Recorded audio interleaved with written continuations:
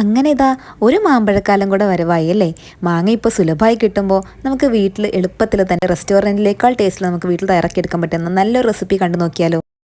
അപ്പോൾ അതിനായിട്ട് ഞാനിവിടെ മാങ്ങ എടുത്തിട്ടുണ്ട്. നല്ല നാടൻ മാങ്ങയാണ് കേട്ടോ, വീട്ടിലുണ്ടായിട്ടുള്ള മാങ്ങയാണേ. അപ്പോൾ നാടൻ മാങ്ങയൊക്കെ എടുക്കുകയാണെങ്കിൽ അതാണ് ഏറ്റവും ബെസ്റ്റ്. ഇനി നമുക്ക് കടയിൽ നിന്ന് കിട്ടുകയാണെങ്കിൽ നല്ല മധുരമുള്ള മാങ്ങ നോക്കി വാങ്ങുക. എന്നിട്ട് ഇതുപോലെ നമ്മൾ തൊലിയൊക്കെ കളഞ്ഞതിന് ശേഷം നന്നായിട്ട് കട്ട് ചെയ്തെടുക്കുക. അപ്പോൾ ഞാൻ ഈ ഒരു രീതിയിൽ കട്ട് ചെയ്തെടുത്തിട്ടുണ്ട് കേട്ടോ. ചെറിയ ചെറിയ കുഞ്ഞു കുഞ്ഞു പീസാക്കിയിട്ട് കട്ട് ചെയ്തെടുക്കാം.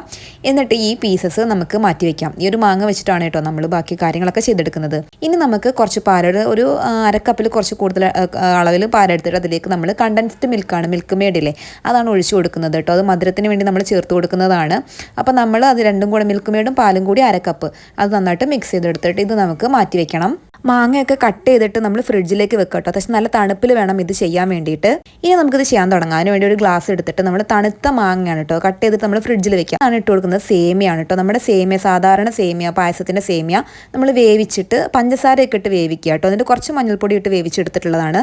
അതും കൂടി ചേർത്ത് കൊടുക്കാം. പിന്നെ കുതിർത്ത കസ്കസാണ് നമ്മൾ ചേർത്ത് കൊടുക്കുന്നത് കേട്ടോ. പിന്നെ നമ്മൾ നട്ട്സ് ഒക്കെ ഇങ്ങനെ ചെറുതായിട്ട് ചോപ്പ് ചെയ്തിട്ടുള്ളത് ഇട്ട് കൊടുക്കുകയാണ്. അപ്പം ഇതിനകത്ത് എന്തൊക്കെ ചേർക്കണം എന്നുള്ളത് നിങ്ങളുടെ ഇഷ്ടമാണ് കേട്ടോ.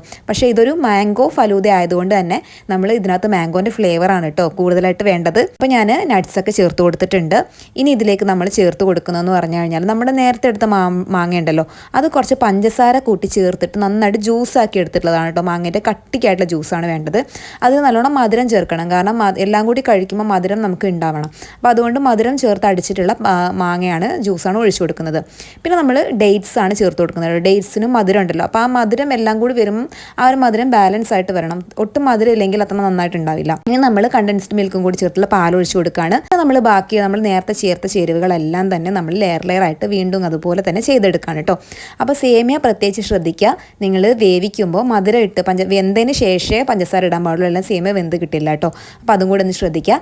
എന്നിട്ട് നമുക്ക് നമ്മുടെ ആ ഇഷ്ടത്തിനനുസരിച്ച് ഇതൊക്കെ ചേർത്ത് കൊടുക്കുക കേട്ടോ. പിന്നെ കസ്കസ് കുതിർത്തിട്ട് ചേർക്കുക. ഇതിൽ പ്രത്യേകം ശ്രദ്ധിക്കേണ്ട കാര്യം എന്താണെന്ന് വെച്ചാൽ എല്ലാ ചേരുവകയും ആദ്യം തന്നെ ഉണ്ടാക്കി ഫ്രിഡ്ജിൽ എടുത്ത് വെക്കുക. നന്നായി തണുത്ത ശേഷം നമ്മൾ എല്ലാം മിക്സ് ചെയ്തെടുക്കാൻ പാടുള്ളൂ. എന്നിട്ട് നമ്മൾ ലെയർ ചെയ്ത് ലാസ്റ്റ് നമ്മൾ ചേർത്ത് കൊടുക്കുന്നത് വാനില ഐസ്ക്രീമിൻ്റെ സ്കൂപ്പാണ്. അതിന് പകരം മാംഗോ ഐസ്ക്രീം ഉണ്ടായാലും മാംഗോൻ്റെ ആ ഫ്ലേവർ എക്സ്ട്രാ കിട്ടും. പിന്നെ ഞാൻ ഇതിനകത്തോട്ട് റോസ് എസെൻസ് ചേർത്ത് കൊടുക്കുന്നുണ്ട് കേട്ടോ. അത് ഓപ്ഷണലാണ്, ഒരു ഡ്രോപ്പാണ് ചേർത്ത് കൊടുക്കുന്നത് കേട്ടോ. എസെൻസ് ആണ്, കളറൊന്നും ഉണ്ടാവില്ല. അതും കൂടി ചേർത്ത് കൊടുത്തിട്ട് മിക്സ് ചെയ്തെടുത്താൽ സൂപ്പർ ടേസ്റ്റ്. നമ്മൾ എന്താ പറയുക, റെസ്റ്റോറൻറ്റിലൊക്കെ പോയാൽ കിട്ടുന്ന ഫലൂദല്ലേ, ഇതേ ടേസ്റ്റിൽ തന്നെ കിട്ടിയിട്ടുണ്ട്. അതിനേക്കാളും കുറച്ചൊരു പടി മുന്നിൽ ടേസ്റ്റ് ആണെന്ന് വേണമെങ്കിൽ പറയാൻ പറ്റും. വളരെ എളുപ്പമാണ്, ഭയങ്കര റിഫ്രഷിംഗ് ആയിട്ടുള്ള ഒരു കൂളിംഗ് ഡെസേർട്ടും കൂടിയാണിത്. അപ്പോൾ വീഡിയോ ഇഷ്ടപ്പെടുകയാണെങ്കിൽ ലൈക്കും കമൻറ്റും ഷെയറും സബ്സ്ക്രൈബും ചെയ്തേക്കാം. മാങ്ങയൊക്കെ സുലഭമായിട്ട് കിട്ടുമല്ലേ, അപ്പോൾ ഒന്ന് ചെയ്തു നോക്കിക്കോളൂ. പിന്നെ ഇപ്പോൾ കുട്ടികളും വീട്ടിലുണ്ടാവുമല്ലോ വെക്കേഷൻ ആയതുകൊണ്ട്, അപ്പോൾ അവർക്ക് ഉണ്ടാക്കി കൊടുക്കാൻ പറ്റുന്ന നല്ലൊരു റെസിപ്പിയും കൂടിയാണ്. പിന്നെ ഇതിന് മുന്നേ ആയിട്ട് ഞാൻ 2-3 സമ്മർ റെസിപ്പീസ് പോസ്റ്റ് ചെയ്തിട്ടുണ്ട് കേട്ടോ. ജ്യൂസായിട്ടും ഐസ്ക്രീംസ് ആയിട്ടൊക്കെ, അതിൻ്റെയൊക്കെ ലിങ്ക് കൊടുക്കാം. ഇനിയും ഇതുപോലെയുള്ള സമ്മർ റെസിപ്പീസും അതുപോലെ തന്നെ നല്ല ഈസി ബ്രേക്ക്ഫാസ്റ്റ് റെസിപ്പീസൊക്കെ വരുന്നുണ്ട്.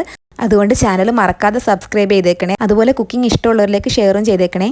മറ്റൊരു നല്ല വീഡിയോയിൽ ഇൻഷാ അല്ലാഹ് കാണാം. Thank you for watching.